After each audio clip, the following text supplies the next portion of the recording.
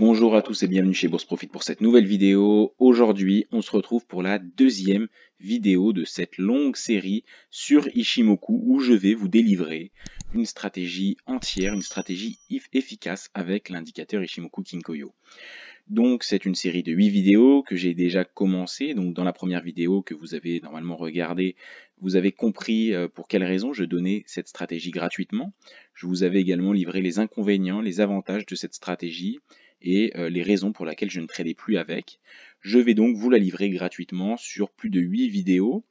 Et vous allez en savoir un peu plus sur cet indicateur qu'est Ichimoku Kinkoyo, pourquoi il est puissant et toutes les choses qu'on peut faire justement avec.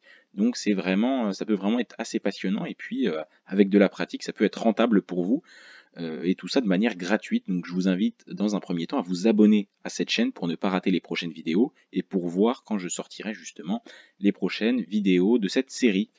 Donc, premièrement, pour ceux qui ne connaissent pas trop Ichimoku Kinkoyo, qui arrivent ici un peu par hasard, je vous invite à aller sur notre chaîne YouTube, Bourse Profit, vous allez dans Playlist, vous allez tout en bas, et puis vous avez une série de vidéos assez courtes, de 3 vidéos sur Ichimoku, où je fais vraiment une présentation, une description de l'indicateur, très simplement.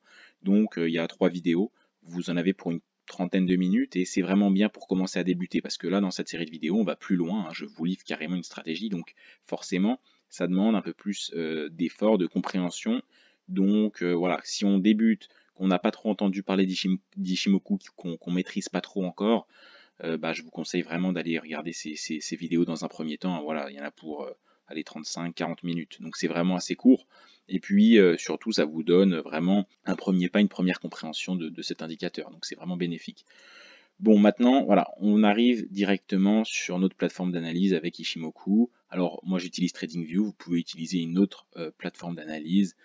Ça vous regarde uniquement et voilà, il n'y a pas de Ichimoku se trouve absolument sur toutes les plateformes d'analyse, sur toutes les plateformes de courtier partout. Il n'y a pas de sujet à ce niveau-là. Donc, alors, pour ceux qui sont sur TradingView, vous allez ici dans Indicateur et vous tapez Ichimoku. Donc vous allez pouvoir ajouter nuage Ichimoku et vous aurez l'indicateur d'Ichimoku. Vous avez donc 9, 26, 52, ce sont les paramètres par défaut et l'utilisation d'Ichimoku dans cette stratégie va justement utiliser ces paramètres par défaut et je ne vais pas retoucher à ces paramètres par défaut. Personnellement, une fois que vous maîtrisez cette stratégie, vous pouvez potentiellement changer les paramètres. Moi je ne les fais pas et j'ai toujours tradé avec les paramètres par défaut d'Ichimoku et ça m'est toujours très bien allé. Alors je vais rapidement faire un petit rappel d'Ichimoku. Encore une fois, ça ne remplace pas les 3 vidéos que je vous ai présentées, mais voilà, ça va être très rapide pour les personnes qui ont regardé ces vidéos il y a pas mal de temps. Vous voyez, quand on met Ichimoku, on a un système qui est complexe puisqu'il y a plusieurs éléments. C'est pas comme les moyennes mobiles ou le RSI, on a simplement un élément et puis rien d'autre. Là, vous voyez, on a 5 courbes, une première ici, 2 ici et 2 ici. Donc vous voyez que ces courbes également ne sont même pas au même endroit. Il y en a une qui est en retard, et puis 2 qui sont en avance, et 2 qui sont au niveau de la cotation actuelle. Donc on a bien la présence de 3 temporalités. La première temporalité du passé, on a la courbe qui s'appelle la Shiku Span, donc on l'appellera la Shiku, hein. Voilà, c'est des noms japonais et je ne serai pas vraiment très pointilleux sur la prononciation de ces mots parce que ce qui nous intéresse, c'est l'utilisation qu'on va en faire plutôt. Donc voilà, là on a la Shikuspan, la première fois je présente bien. C'est tout simplement, vous voyez la cotation là, et c'est une représentation de cette cotation, mais décalée de 26 périodes en arrière. Donc vous voyez le prix évolue comme ça, et vous voyez que la Chikou évolue de la même manière que le prix en fait. C'est tout simplement un copier-coller de la cotation du DAX, parce qu'on est sur le DAX, décalé de 26 périodes en arrière, et on a voilà simplement retranscrit 26 périodes en arrière la Chikou.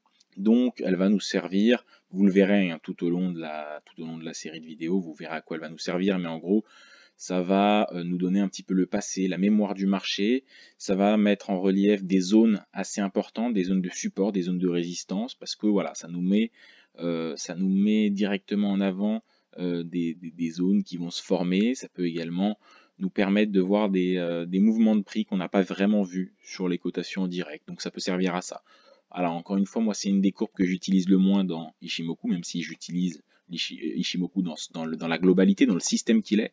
Mais voilà, la Chikou, c'est attention, elle est utile, elle est intéressante, mais c'est la courbe, c'est l'élément auquel je donne le moins d'importance. Ensuite, nous avons la Tenkan et la Kijun qui vont représenter la temporalité du présent. Donc la Tenkan, c'est celle qui est en bleu.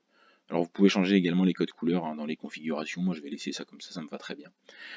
Donc la Tenkan, voilà, c'est celle qui est le plus collée au prix. Donc elle est représentée par la couleur bleue. Et puis là, on a la Kijun. Donc voilà, la Tenkan, la Kijun.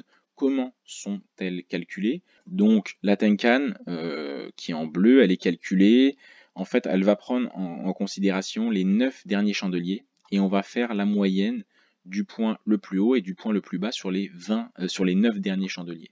Donc on va dire que voilà, allez, voilà, on va prendre on va dire que ça c'est les 9 derniers chandeliers. On va prendre le point le plus bas, le point le plus haut. On va faire la moyenne et ça va donner tout simplement la Tenkan. La Kijun, c'est le même système de calcul, mais sur les 26 derniers chandeliers. Donc on va prendre voilà, les 26 derniers chandeliers, on va prendre le point le plus bas, le point le plus haut, et on va en faire la moyenne. Donc vous voyez, parfois, la moyenne du point le plus bas et du point le plus haut, du point plus bas et du point le plus haut, va rester identique de chandelier en chandelier. Donc forcément, ça va former un plateau.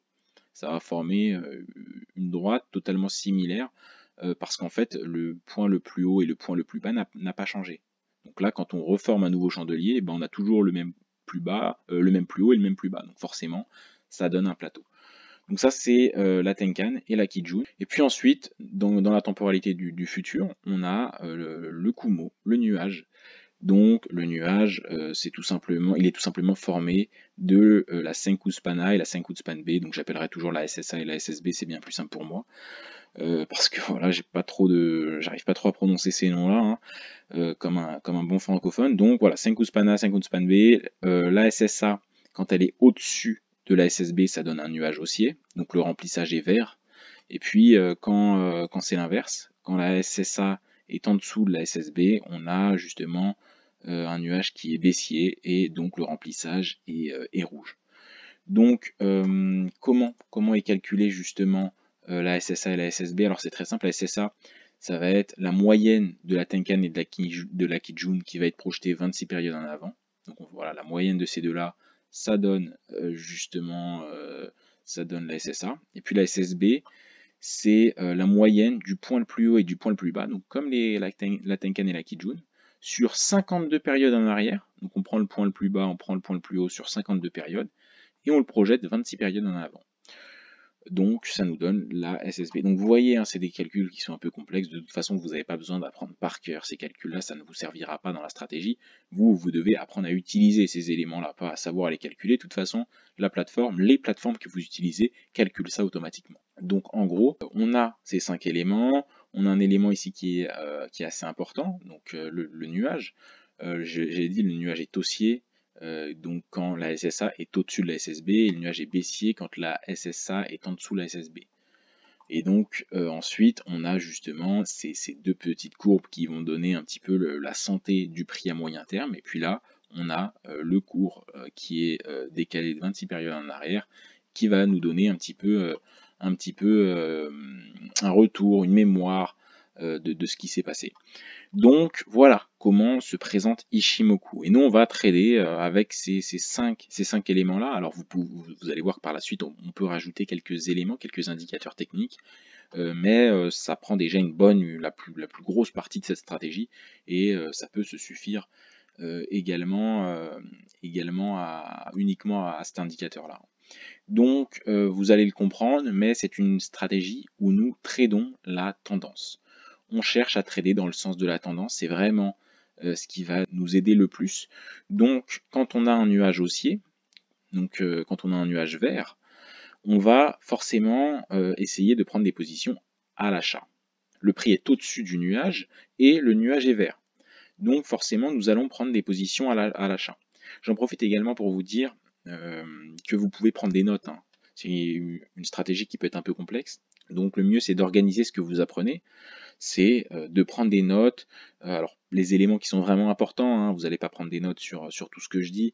Vous n'avez pas besoin de prendre en note les éléments de calcul, 52 périodes. Ça, c'est vraiment pour votre culture boursière.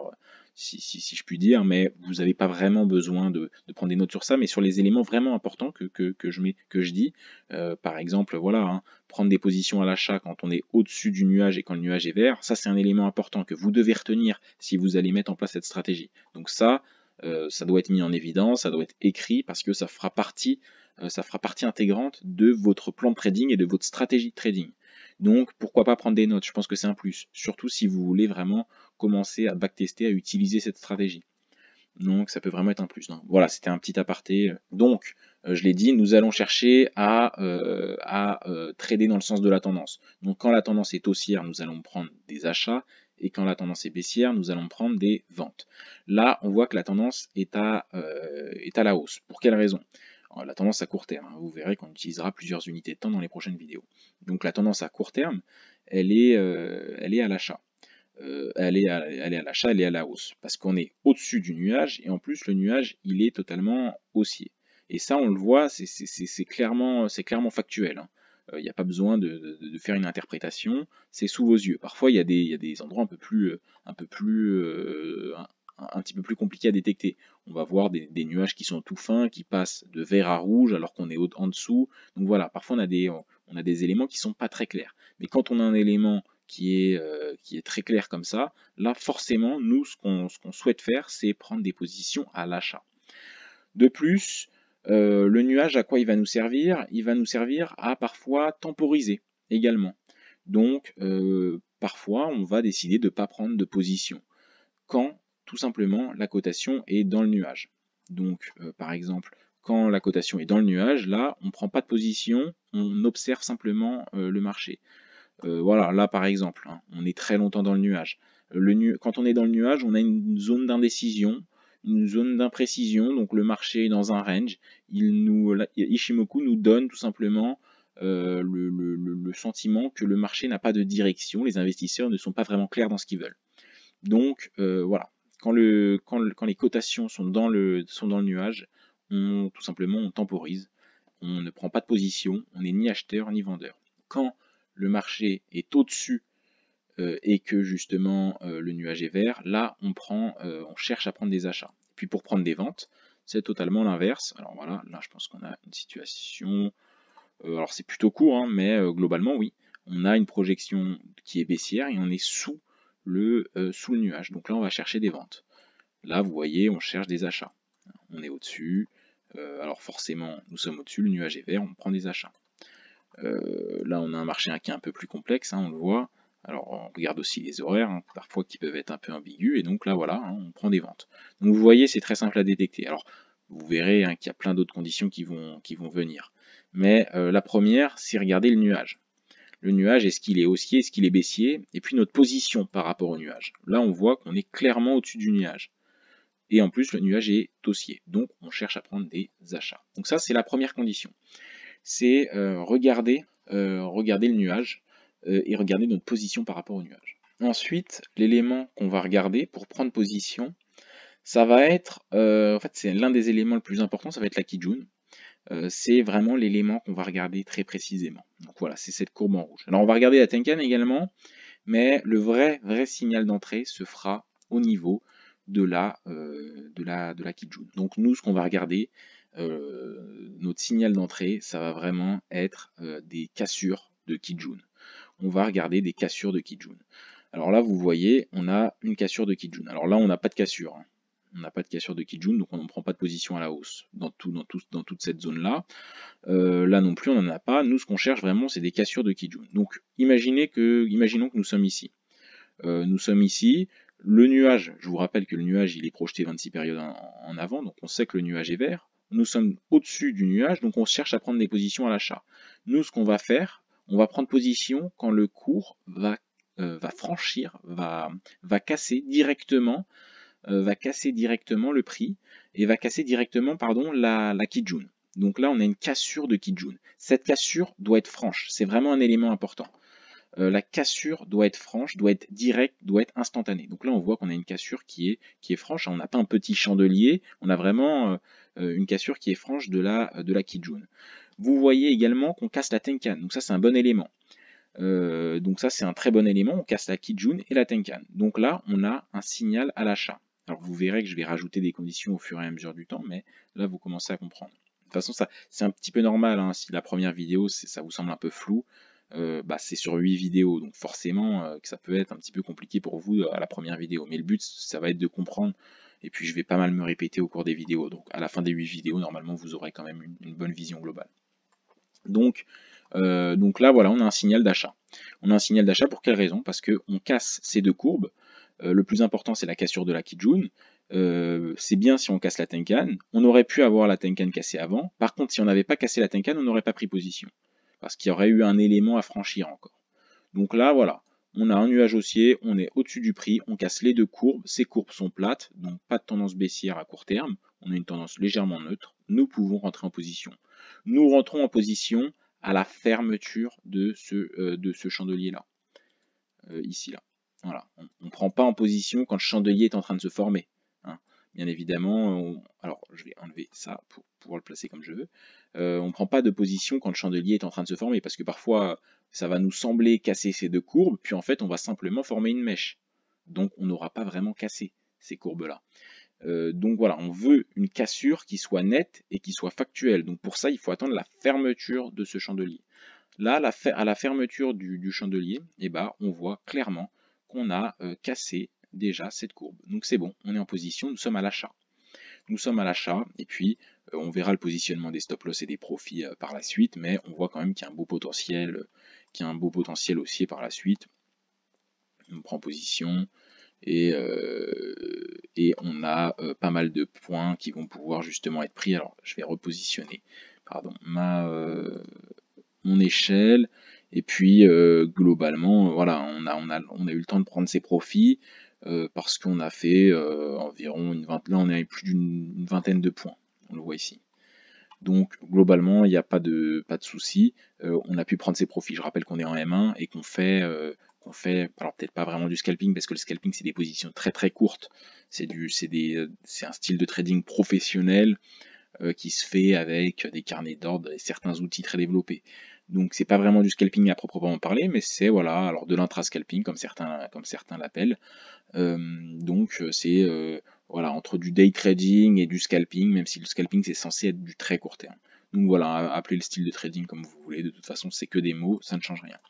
Donc là on est rentré en position, puis on a 20 points, donc on a pu prendre ces bénéfices à plusieurs moments, étant donné qu'on est en M1, et que déjà 20 points c'est déjà bien quand on est en M1. Donc pourquoi on a pu prendre position à l'achat? Parce que tout simplement on avait un signal à l'achat, parce qu'on avait un nuage haussier, on était au-dessus du nuage, et on a cassé nos deux courbes de manière franche et directe, et qu'il n'y avait plus de barrière au-dessus. On n'avait plus de courbe. Je rappelle que la Chikou, elle n'était pas développée ici, puisqu'elle est en arrière. Donc voilà, là on a pu prendre une position à l'achat. Une position à l'inverse, donc à la vente, il aurait fallu tout simplement un signal dans l'autre sens. Donc là je vous ai trouvé un autre exemple qui est assez intéressant. Vous le voyez, on a un nuage qui est baissier. Le nuage est clairement baissier. Nous sommes sous le nuage. Donc là, forcément, nous cherchons des ventes. Le nuage est baissier, le nuage est rouge. Nous sommes sous ce nuage-là, donc nous allons chercher à vendre le marché. Pour ça, nous voulons une cassure, comme à l'achat, mais dans l'autre sens. Nous voulons une cassure à la baisse de la Kijun. Donc là, vous voyez qu'on ne casse pas la Kijun à aucun moment. Ici, nous sommes dans le marché, donc on ne prend pas de position. Donc voilà, là une prise de position qui est intéressante, elle va se faire à ce niveau-là. Nous cassons la Kijun à ce niveau-là. Nous avons déjà cassé la Tenkan, donc on n'a plus à la casser, c'est bon, elle est déjà cassée. Donc soit on casse les deux en même temps, soit on a déjà cassé la Tenkan quand on casse la Kijun. C'est important de ne pas casser la Kijun et d'avoir encore la Tenkan à casser. Alors ça peut arriver parfois, mais c'est une condition où nous n'allons pas prendre position. Donc là, le nuage est baissier, nous sommes sous le nuage, et nous allons attendre une cassure de la Kijun, une cassure qui va se faire à la baisse. Là, nous cassons la Kijun, et cette cassure, elle est franche, vous le voyez, hein, c'est pas un petit chandelier, non, la cassure, elle est franche, elle est claire, elle est nette, elle est précise.